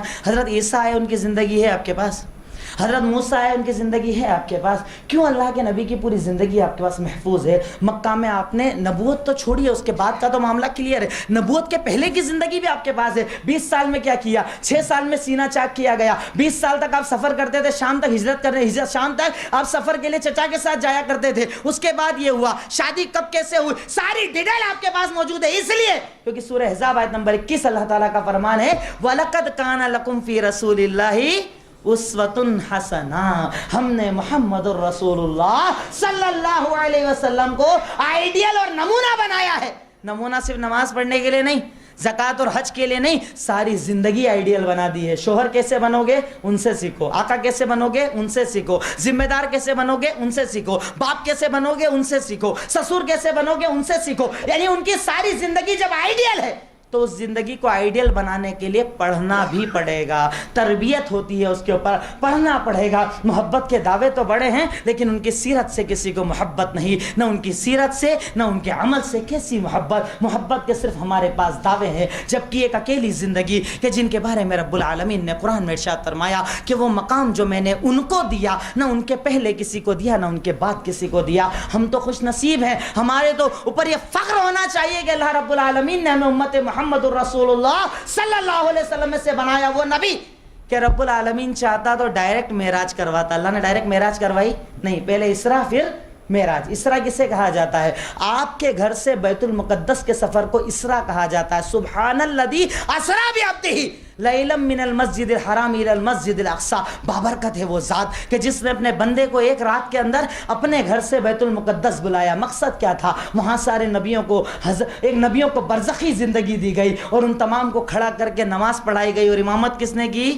محمد الرسول اللہ صلی اللہ علیہ وسلم نے. تاکہ دنیا والوں یہ جان لو کہ آپ کے سامنے جب نبیوں کو آپ کی امامت میں نماز پڑھنا پڑتی ہے تو بتاؤ کہ آپ کے بعد کوئی مولوی, کوئی مفتی, کوئی امام چل سکتا؟ کوئی نہیں چل سکتا. چلے گی تو صرف محمد الرسول اللہ صلی اللہ علیہ وسلم کی. کیوں آپ نے ارشاد فرمایا کہ اے لوگوں سنو, لو ان موسیٰ حیا ما وسعہ الا اتباعی. یاد رکھو کہ اگر میرے بعد حضرت موسیٰ نبی بھی آ جائے تو انہیں میری پیروی اور میری اتباع کرنا ہوگی, وہ بھی میری اتباع کے علاوہ چل نہیں سکتے. اور ارشاد فرمایا کہ اگر موسیٰ آ جائیں تو مجھے چھوڑ کر ان کی پیروی کر لو تو بھٹک جاؤ گے. اللہ اکبر. آج کوئی باہر جا کر بولے تو لوگ کیا بولتے ہیں؟ گستاخ لوگ ہیں, سمجھتے نہیں دین کو. یہ اللہ کے نبی کہہ رہے ہیں کہ اگر میرے سامنے موسیٰ نبی آ جائے اور تم ان کا راستہ چن لو گے, بھٹک جاؤ گے. تو امام صاحب کی چلے گی, مولوی صاحب کی چلے گی, مفتی صاحب کی چلے گی. وہاں تو نبی کو بھی ان کے سامنے ماننے کو حرام قرار دیا گیا, تو پھر کسی اور کا کیا مقام اور کیا مرتبہ؟ کیوں؟ کیونکہ اللہ تعالیٰ نے آپ کو جو مقام دیا اس کائنات میں کسی کو نہیں دیا. کہ آپ مقام محمود کو جانے والے, آپ حوض کوثر سے پانی پلانے والے, آپ رسول جو رسولوں کے سردار, آپ نبیوں کے سردار, آپ وہ کہ آپ کے سامنے تو اگر آواز اونچی ہو جائے تو اللہ تعالیٰ کہتا ہے تمہارے عمل برباد کر دوں گا. لا ترفعوا اصواتکم فوق صوت النبی. ان کی آواز پر آواز بھی اونچی مت کرنا. اگر آواز اونچی ہو گئی تیری نماز, تیری عبادت, تیرا حج, تیرا عمرہ رکھ دیتا, سب ضائع کر کے رکھ دوں گا. آواز اونچی مت کرنا. آج حدیثوں کے سامنے لوگ آوازیں اونچی کرتے ہیں. حدیث آ گئی, نہیں ہمارے مولوی صاحب نا ایسا نہیں ایسا بولتے, ہمارے امام صاحب کو کیا نہیں سمجھتا, وہ تو ایسا بولتے. تم لوگ کون سی بات لے کر آئے؟ یہاں کہا جا رہا ہے آواز اونچی مت کرنا, سب عمل برباد کر دوں گا. اور یہاں حدیثوں پر آوازیں بلند کی جا رہی ہے. ہم تو یہ دعویٰ کرتے ہیں کہ ان کا وہ مقام کہ رب نے پوری شریعت ان کے ہاتھ میں رکھ دی تھی. آپ سے پہلے کسی نبی کے ہاتھ میں شریعت نہیں دی اللہ نے, وہ اللہ کی شریعت بتاتے تھے. جیسے قرآن میں اللہ نے حلال حرام کیا ویسے ہی محمد الرسول اللہ صلی اللہ علیہ وسلم کو اللہ تعالیٰ نے حلال اور حرام کا حق دیا تھا. ورنہ بتاؤ مچھلی حلال ہے کیسے پتا چلا آپ کو؟ ارے قرآن میں تو مردہ حرام ہے نا. قرآن میں مردہ حرام ہے کہ نہیں حرام ہے؟ مردہ حرام. لیکن ہمارے نبی نے کہا کہ دو مردے حلال. کون سے؟ ایک ٹڈی اور ایک مچھلی. کھا سکتے ہو. خون قرآن کے اندر حرام ہے کہ نہیں ہے؟ حرام. لیکن ہمارے نبی نے کہا کہ کلیجی کھا سکتے, یعنی وہ تمہارے لیے جائز ہے. یعنی اللہ تعالیٰ نے انہیں دین کا حق دے دیا تھا, حلال حرام کا حق دے دیا تھا. اسی لیے تو رب نے قرآن کے اندر کہا وما آتاکم الرسول فخذوا وما نہاکم عنہ فانتہوا. یہ نبی جو دے وہ لے لو, وہ دین ہے. اور جس سے روک دے رک جاؤ, وہ دین ہو ہی نہیں سکتا. یعنی نبی جو حلال کرے وہ حلال اور نبی جو حرام کرے وہ حرام. تو اس سوال کا جواب وہ دے گا جس نے نبی کی نبوت کو سمجھا ہوگا, آپ کے مقام اور مرتبے کو سمجھا ہوگا. ایسے ہی اللہ نے یہ مقام آپ کو نہیں دیا کہ آپ کو شافی محشر بنا دیا, آپ کو ساقی کوثر بنا دیا, آپ کو مقام محمود دے دیا. ارے ہم ان کے امتی, یہ فخر والی بات ہے کہ اللہ رب العالمین نے ہمیں وہ نبی دیا کہ جس نبی کی تو باتوں تک کو اللہ نے گارنٹیڈ بتا دیا کہ وما ينطق عن الهوى ان هو الا وحی یوحی. یہ نبی اپنی طرف سے کچھ نہیں بولتے, یہ تو زبان بھی اللہ کی گارنٹیڈ ہے. جو بول دے وہ اللہ کا ہی کلام ہوتا ہے. یعنی بولنے والی ذات ان کی, لیکن کلام اللہ رب العالمین کا ہوتا ہے. یہ مقام رب العالمین نے ان کو دیا. اور اسی لیے ہمارے اسلاف نے ہمیں یہ سکھایا کہ نبی کے سامنے کسی کی نہیں چلتی. 50 بار میں یہ باتیں بتاتا ہوں, آپ کے سامنے بھی بتا چکا ہوں گا کہ عمر ابن خطاب رضی اللہ تعالیٰ عنہ, صحیح بخاری کی روایت ہے, حضرت اسود کے سامنے کھڑے ہو کر بولتے یا حجر انی عالم انک حجر لا تضر ولا تنفع. اے پتھر سن, تو ایک پتھر ہے. حضرت اسود کو بول رہے ہیں اے پتھر سن, تو ایک پتھر ہے, تجھے چومنے سے میرا فائدہ نہیں چومو کوئی نقصان نہیں میرا, لیکن سن میں نے اپنے نبی محمد الرسول اللہ صلی اللہ علیہ وسلم کو تجھے چومتے ہوئے دیکھا تھا, اس لیے یہ عمر تیرا بوسہ لیتا ہے. یہ میرے نبی کا عمل, میرے نبی کا عمل ہے, مطلب مجھے کرنا ہے. اور یہی عمر کسی نے پوچھا حج تمتع کر سکتے کہ نہیں کر سکتے؟ ان کو دماغ میں نہیں آتا تو انہوں نے بولا نہیں کر سکتے. کیوں؟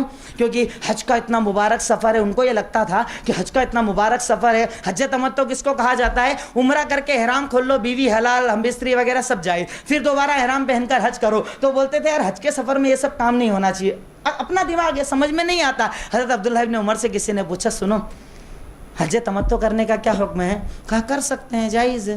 کہا تمہارے ابا منع کرتے نا, ہمارے یہاں چلتی نا ابا دادا مولوی صاحب امام صاحب بہت چلتا ہمارے یہاں. کیا بولے؟ یہ صحابہ کا اصول ہے, کسی جماعت کا نہیں, کسی فرقے کا نہیں, کسی مسلک اور منہج کا نہیں, یہ ہمارے نبی کے سکھائے ہوئے صحابہ کا اصول. کہ حضرت عبداللہ ابن عمر سے سوال کیا گیا حج تمتع کا حکم بتاؤ. کہا کر سکتے ہیں. کہا تمہارے ابا منع کرتے ہیں. ابا بھی کون؟ ہمارے مسجد کے امام صاحب تھے. ابا کون؟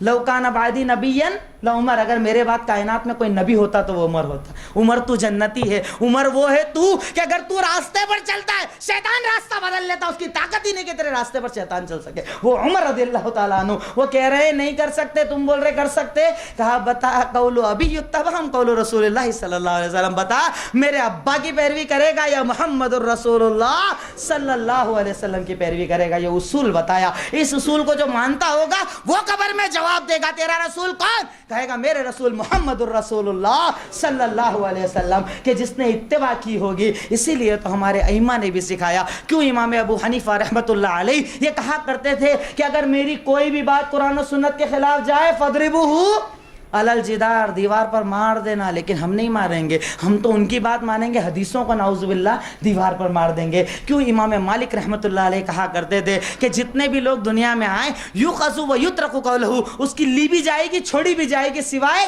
محمد الرسول اللہ صلی اللہ علیہ وسلم کے. کیوں امام شافعی نے کہا کہ قول وہ ہے جو محمد الرسول اللہ صلی اللہ علیہ وسلم کہہ دے. کیوں امام احمد بن حنبل نے کہا کہ لا تقلدونی ولا تقلدوا مالکا ولا شافعی ولا الاوزاعی, میری تقلید مت کرنا, امام مالک کی تقلید مت کرنا, امام شافعی کی تقلید مت کرنا, بلکہ دین وہاں سے لینا جہاں سے یہ لوگ بھی دین کو لیتے ہیں. یعنی دین کو سمجھنا, دین کو سمجھ کر قبول کرنا. اور تقلید کا لفظ اگر آپ قرآن و حدیث اٹھا کر دیکھو تو کس کے لیے آیا ہے؟ جانور کے لیے.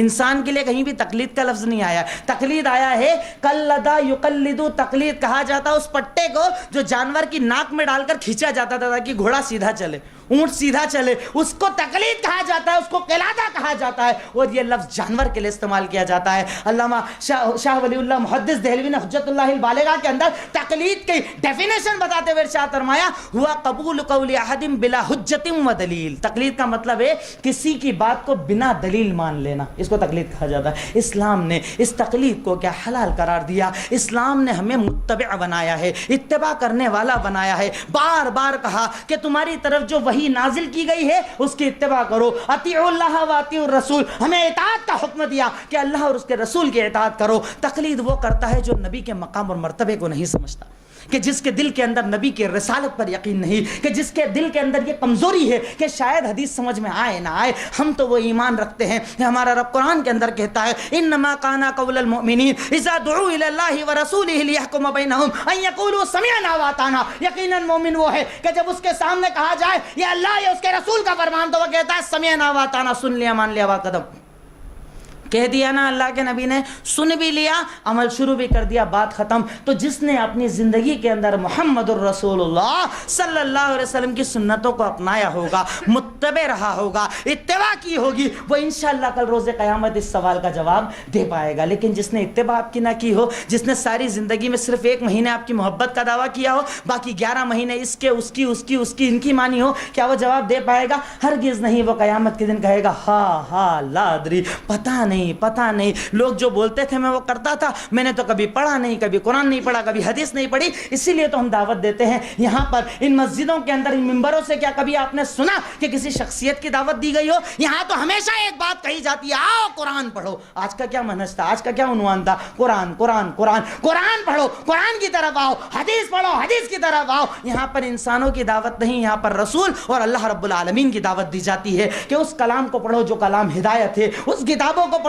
جس میں محمد رسول اللہ صلی اللہ علیہ وسلم کی پوری زندگی موجود ہے. اور یہی صحابہ کا منہج تھا کہ انہوں نے اتباع کو اپنی زندگی بنایا تھا, آپ کے آگے جھکنے کو اپنی زندگی بنایا تھا. تیسرا سوال ہوگا اسلام, تیرے دین بتا, تو کس دین کو فالو کرتا تھا وہ بتا.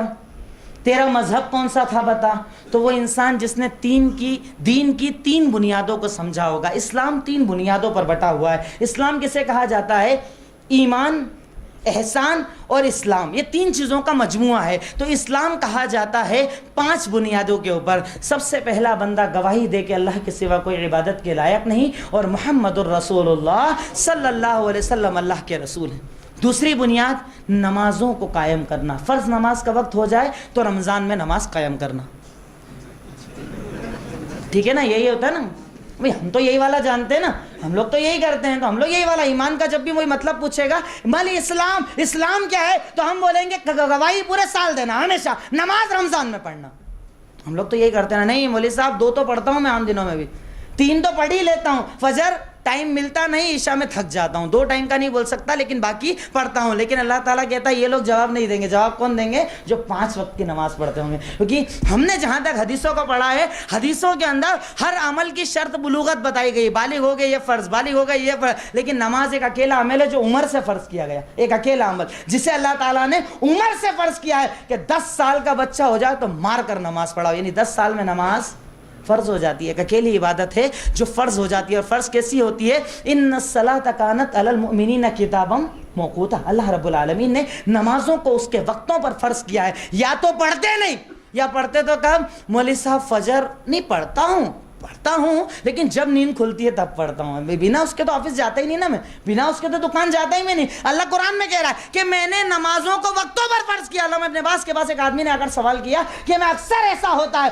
فجر جب جاگتا ہوں نماز پڑھتا ہوں، کیا نماز ہو گئی؟ کہا تو نے نماز تو جو پڑھی ہے نا وہ تیرے لیے عذاب کا ذریعہ ہے کیونکہ تو نے بدعت کی. بدعت کیسے ہو گئی؟ کہا کیسے بدعت ہو گئی؟ اللہ تعالیٰ نے فجر کا وقت الگ فرض کیا تھا، تو نے اپنی سہولت سے نماز کا ٹائم بدل لیا، مطلب تو نے بدعت کی. یعنی تو نماز پڑھ کر بھی اپنے آپ کو جہنم کے قریب لے کر جا رہا ہے. تو ریگولر نماز جو پڑھے گا وہ جواب دے گا، رمضان والا جواب. کیونکہ اللہ تعالیٰ رمضانی نہیں قرآنی مسلمان کو پسند کرتا، اللہ رمضانی مسلمان کو پسند نہیں کرتا. تو پہلی چیز گواہی دینا کہ اللہ ایک اور اس کے رسول. دوسری گواہی یہ کہ میرے اوپر نماز فرض ہے، 5 وقت کی میں اسے ادا کروں گا. تیسری چیز رمضان کے روزے رکھنا. چوتھی چیز حج کرنے کے لیے جانا، یعنی اللہ تعالیٰ جیسے طاقت دے حج کرنے کے لیے جانا. اور 5ویں اور آخری چیز زکوٰۃ، اللہ تعالیٰ اگر مال دے اسے ادا کرنا. اس میں بھی لوگ ہمارے یہاں گلیاں تلاش کر لیتے ہیں. کتنا پیسہ ہے آپ کے پاس؟ میرے پاس 12 تولہ سونا ہے. ایسا کرو آدھا بیوی کو گفٹ کر دو، زکوٰۃ دونوں کی ختم.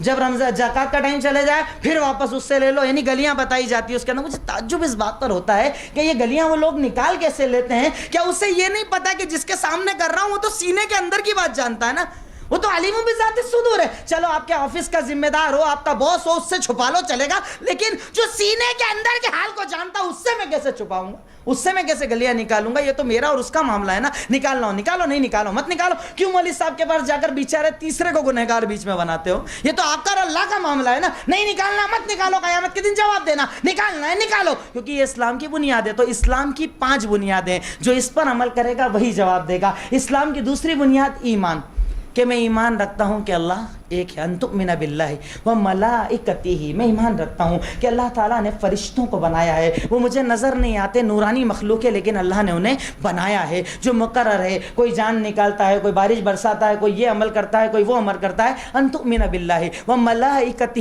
وکتبہ، میں اللہ ایمان رکھتا ہوں کہ تو نے کتابیں نازل کی، تو نے تورات دی، تو نے انجیل دی، تو نے زبور دی، تو نے صحیفہ عیسیٰ اور موسیٰ دیے، اور ہم پر تو نے قرآن نازل کیا. میں ایمان اس بات پر رکھتا ہوں. میں ملائکہ پر ایمان رکھتا ہوں، میں اللہ پر، ملائکہ پر، کتابوں پر، اس کے بعد رسولوں پر. اللہ تو نے رسولوں کو بھیجا. تقریباً 1,24,000 نبی اس دنیا کے اندر آئے. اللہ میں نام جانوں نہ جانوں، لیکن میں اقرار کرتا ہوں کہ تو نے ہر امت کے اندر رسولوں کو بھیجا. اس کے بعد 5ویں بنیاد آخرت پر ایمان، جس کا آج پورا موضوع آپ کے سامنے چلا. آخرت کے دن پر ایمان کہ میرے مرنے کے بعد قبر ہے، عذاب ہے، پھر اس کے بعد قیامت ہے، پھر حساب و کتاب ہے، پھر جنت اور جہنم ہے. اللہ میں نے نہیں دیکھا پر میں ایمان رکھتا ہوں. اللہ مجھے آکسیجن نظر آتی ہے نہیں، پر ایمان رکھتا ہوں نا آکسیجن کا وزن ہوتا ہے. کاربن ڈائی آکسائڈ نظر آتی ہے نہیں، پر میں ایمان رکھتا ہوں کیونکہ مجھے بولا، سائنٹسٹ لوگوں نے بتایا. یعنی انسان بولے گا میں مانوں گا، قرآن میں اللہ بولے گا نہیں مانتا. کئی لوگ آخرت کا انکار کرتے ہیں. ارے یہ سب جھوٹی باتیں، بنائی ہوئی باتیں. جو نظر نہ آئے اس پر کیا ایمان رکھنا؟ تو آکسیجن نظر نہیں آتی پر میں ایمان رکھتا ہوں ہے. کاربن ڈائی آکسائڈ نظر نہیں آتی پر میں مانتا ہوں. آج کتنے وائرس ہمارے یہاں پر چل رہے ہیں. وائرس کسی نے دیکھے کبھی؟ ڈینگو کا وائرس دیکھا آپ نے؟ टाइफाइड का वायरस देखा है कभी, चिकनगुनिया का वायरस देखा? ईमान है, डॉक्टर साहब बोल रहे हैं मतलब बात कर रहा हूं, वो इंसान बोले ईमान है और रब बोले और मुझे ईमान ना हो। मुझे ताज्जुब होता है उन लोगों पर जो आखिरत का इनकार करते हैं। और आखिरी चीज ईमान की बुनियाद तकदीर पर ईमान, जो हमारे यहाँ बड़ा कमजोर है। अपने घर बीमारी रहती जाती ही नहीं है अपने घर से, तो अपन कितना बीमार रहते इतनी नमाज पढ़ने के बाद भी। वो लड़की का रिश्ता कैंसिल हो गया, अल्लाह के फैसले समझ में नहीं आते कैसे कैंसिल हो गया। ये रिश्ता यहाँ पर वो होना ही नहीं चाहिए था, कैसे यहाँ पर हो गया। गोया कि मुझे लगता है कि तकदीर का सिस्टम अल्लाह को मेरे हाथ में दे देना चाहिए, मैं ज्यादा समझता हूँ, मेरे पास ज्यादा ईमान है। और रब्बुल आलमीन क्या कह रहा है कि अगर तू इस्लाम पर है तो तकदीर पर ऐसा ईमान रख, अल्लाह अच्छा है तो भी तेरी तरफ से, बुरा तो भी तेरी तरफ से, क्योंकि मैं उसकी मसलहतों को नहीं जानता। कल बोलता है इंसान अच्छा हुआ वहां पर रिश्ता टूट गया, नहीं तो लड़की कितनी खराब थी वो, अच्छा ही हुआ अपना रिश्ता उधर नहीं हुआ वरना मसला हो जाता। अच्छा हुआ देख मैं कितनी दुआ कर रहा था उस कंपनी में नौकरी लग जाए, वहां लोगों की हालत बड़ी खराब चल रही है, अच्छा ही हुआ। बाद में बोलता है, अल्लाह ताला कहता है पहले बोल तब तू ईमान वाला, पहले बोल। जब तूने फैसला किया अल्लाह मैं राजी, समय ना बता ना मैं राजी, तेरा फैसला है ना मैं एग्री करता हूँ, बात खत्म, ये हुई ईमान। और उसके बाद आखिरी चीज है एहसान, जो इस्लाम 3 चीज़ों से मिलकर बना है। एहसान, एहसान किसे कहा जाता है? अंता अबुदल्लाह कान्नका तरा फ़इन लम तकुन तरा फ़इन्नहु यराक। अल्लाह की इबादत ऐसे कर गोया तू अल्लाह को देख रहा है या अल्लाह तुझे देख रहा। सोचो कभी एक बार ऐसी नमाज अगर हम लोग पढ़ लें तो कैसी नमाज पढ़ेंगे। लोग सवाल करते हैं मौलाना नमाज में ना ख्यालात बहुत आते हैं, बहुत दिमाग भटकता है, बहुत दिमाग भटकता है। मैं वही कहता हूँ कि कभी सोचा तो नहीं कि तेरे सामने कौन है। आज हमारे यहाँ कई नौजवान होते हैं ना, टी शर्ट लोअर के अंदर मस्जिद आ जाते हैं, लोअर नीचे कहाँ खसका है रुकू के बाद पता ही नहीं चलता आदमी को, टी शर्ट कितना ऊपर हो गया पता ही नहीं चलता है। मैं उससे बोलूँ तुम्हारी कंपनी का बॉस आया मस्जिद के अंदर, तो उसमें मिलना चाहता है तो क्या करेगा? टाई तक लगा के आएगा, वाइट ड्रेस और टाई तक लगा कर आएगा, क्यों? बॉस आया है। और यहाँ पर तो रब्बुल आलमीन है सामने जो अपने बारे में कहता है कि मैं तुझे देख रहा या तू मुझे देख रहा। मैं नहीं कहता हलाल क्या हराम क्या, मैं कपड़ों पर बहस करने के लिए नहीं आया हूँ कि मौलवी साहब के कपड़े कौन से होते हैं और अवाम के कपड़े कौन से, मुसलमान का कपड़ा कौन सा, काफिर का कपड़ा कौन सा। मैं तो सिर्फ इतना कहता हूँ कि नमाज जब तू पढ़ने जा किसी मौलवी से नहीं, अपने दिल से पूछ, क्या मैं अल्लाह के सामने खड़े होने लायक इस लिबास के अंदर हूँ? क्या मेरे रब के सामने खड़े होने लायक हूँ? यानी अगर मुझे दुनिया का फायदा मिले तो मैं आधी रात को भी सफेद कपड़े पहन सकता हूँ, साफ कपड़े पहन सकता हूँ, अच्छा लिबास पहन सकता हूँ। और अल्लाह के सामने खड़े होने में 5 बार मेरे पास लिबास नहीं। मैं अक्सर कहता हूँ कभी बोहरा हज़रात को आप देखना, किसी भी कंडीशन में रहे बिना कुर्ते पजामे कभी नमाज पढ़ते हुए आपने देखा उनको? क्यों? क्योंकि उनको ये बताया गया है कि यही तुम्हारा नमाज का लिबास है। और हमारे यहाँ नहीं बताया गया इसलिए हमको जो दिलाया पहन लेते हैं। कई लोग ऐसे कि खुद की तो नमाज हो जाती होगी, पीछे वालों की नमाज वो जरूर खराब कर देते हैं। ऐसा कपड़ा कि अगर घूम रहे हैं मार्केट में कोई टेंशन नहीं, अगर कभी गलती से मस्जिद में आ जाए पूरा टाइम टी शर्ट नीचे ही करते रहते हैं, या तो जींस टाइट या तो टी शर्ट ऊंचा, कपड़े अजीब अजीब कैफियत के पहन के आप नमाज पढ़ने आते हो। कभी सोचो तो सही, रात में जिस लिबास को पहनकर आप सोए हो कहीं पाकी नापाकी उसके अंदर हो जाए, क्या वो कपड़े तब्दील करके आप अल्लाह के हुजूर में नहीं आ सकते? अरे वो रब्बुल आलमीन है, वो आपका खालिक और आपका मालिक है जो कहता है कि इबादत ऐसे कर गोया तू मुझे देख रहा है या मैं तुझे देख रहा। और ऐसी इबादत करने वाले के दिल में खुशू भी होता है, अल्लाह मेरा रब मेरे सामने, दुकान बाहर, मकान बाहर, बीवी बच्चे बाहर, जरूरत बाहर, कर्जा सब बाहर, मेरा अल्लाह मुझे देख रहा और मैं अपने अल्लाह को देख रहा, बात खत्म। उसके बाद उसका दिमाग नहीं चलेगा तो एहसान वाली इबादत करो, कोशिश करेंगे इंशाअल्लाह। देखिए मैंने दोपहर में एक बयान किया, उसमें भी यही बात मैंने बार बार कही थी और अल्लाह बेहतर जानता है, जो मुझे जानते हैं वो इस बात से जानते भी हैं मुझे कि मेरा मकसद कभी भी किसी प्रोग्राम के अंदर अगर हो तो भी अल्लाह मेरी नीयत साफ करे, लेकिन मेरा मकसद हरगिज़ ये नहीं है कि आप में से कोई एक मुझे बाद में ये कहे कि तकरीर में मज़ा आया कि नहीं आया। मुझे नहीं चाहिए, मुझे सिर्फ ये चाहिए कि मौलाना आज से मैं अमल करूँगा इंशाअल्लाह, एक आध बात पर तो अमल करूंगा। और आप में से कुछ ने भी कर लिया तो इंशाअल्लाह इस प्रोग्राम के लिए मेहनत करने वालों की मेहनत भी पूरी हो जाएगी। और हमारे यहाँ जो उलमा सफ़र करके आते हैं, अपने घरों को छोड़कर आते हैं, बहुत मुश्किल काम होता है। मौलवी साहब पर उंगली करना बड़ा आसान है, उंगली उठा दो, उंगली लगा दो, दिखा दो, निशान बता दो, ये काम वो काम, इनका कपड़ा इनकी दाढ़ी, ये बड़ा आसान है। अपने बच्चे को भेजो कभी मदरसे, तब पता चलेगा मौलवी बनता है कैसे आदमी। आप घर के अंदर गोश्त खाते हो ना, मौलवी अपने मदरसे के अंदर वो दाल खाता है जिसमें पानी अलग और दाल अलग होती है, चावल वो खाता है जिसके अंदर कभी कभी कीड़े भी नज़र आ जाते हैं, परेशानी का आलम, मच्छरों वाले कमरे में सोता है। ऐसे कोई आदमी मौलवी नहीं बनता है। बहुत आसान होता है मौलवी पर इल्ज़ाम लगाना, मौलवी की तकलीफ़ें बताना। मौलवी साहब 15,000 तनख्वाह मांग रहे हैं और आप 15 में घर चलता ही नहीं भाई, बहुत महंगाई आजकल, तो टंकी इतने की हो गई, खाना इतने का हो गई। यानी मौलवी साहब का चलना चाहिए, मेरा नहीं चलेगा। हर जगह एतराज़। मैं तो सिर्फ इतना कहता हूँ कि इल्म वालों की कदर करो। मैं हिंदुस्तान भर घूमता हूँ, आज कई ऐसे इलाके हैं जहाँ नमाज पढ़ाने के लिए मौलवी नहीं मिल रहे, نماز پڑھانے کے لیے مولوی نہیں مل رہا. سوچو کل آپ کے گھروں میں انتقال ہوگا نا, میت کو لے کر بیٹھے رہو گے, کوئی آئے اور نماز پڑھا دے. نماز پڑھانے والے نہیں ملیں گے اگر دین کے لیے محنت نہیں کرو گے, اپنے بچوں کو عالم نہیں بناؤ گے. میں اکثر یہی کہتا ہوں کہ اپنے گھروں میں پورے خاندان میں کم سے کم ایک بچے یا بچی کو دین کے راستے میں لگاؤ. آج فرض ہو گئی ہے یہ بات, فرض ہے ہم لوگوں کے اوپر کہ زیادہ نہیں, خاندان میں ایک بچے کو ہم عالم بنائیں. کب تک عالم ڈھونڈتے رہو گے؟ کب تک لوگوں کو فون کرو گے مولوی ہو تو بتاؤ, مولوی صاحب ہو تو بتاؤ, عالم صاحب ہو تو بتاؤ, اور جب وہ آئیں گے تو ان کا ٹیسٹ بھی لیتے ہو.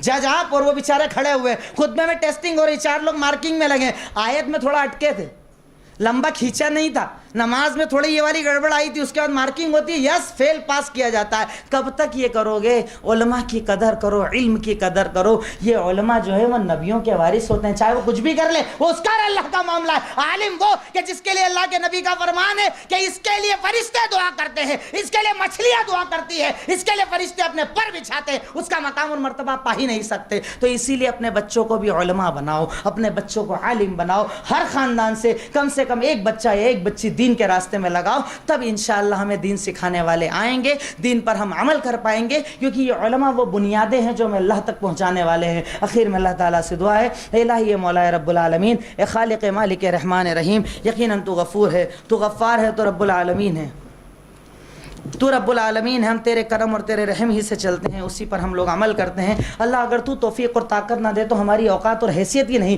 کہ ہم عمل کر سکیں. الہی مولا تو ہمیں عمل کرنے کی توفیق عطا فرما. اسی کے ساتھ میں چاہتا ہوں کہ ایسے موقع پر آپ ان لوگوں کے لیے بھی دعا کریں جو پوری ٹیم آپ لوگوں کے لیے کام کرتی ہے. آپ کے کھانے کا انتظام, آپ کے چائے کا انتظام, آپ کے بیٹھنے کا پروگرام کا انتظام, علماء سے بات چیت کرنا, ٹائمنگ فکس کرنا. کئی مرتبہ ہمیں فون کرتے ہیں تب ٹائم فکس ہو پاتا ہے. تو ایسے لوگوں کے لیے ضرور آپ لوگ دعا کریں کہ اللہ رب العالمین ان کی محنتوں کو قبول فرمائے, ان کے لیے رب العالمین اسے صدقہ جاریہ بنا دے, رب العالمین ان کے آخرت میں میزان کو بہت بھاری کر دے. رب العالمین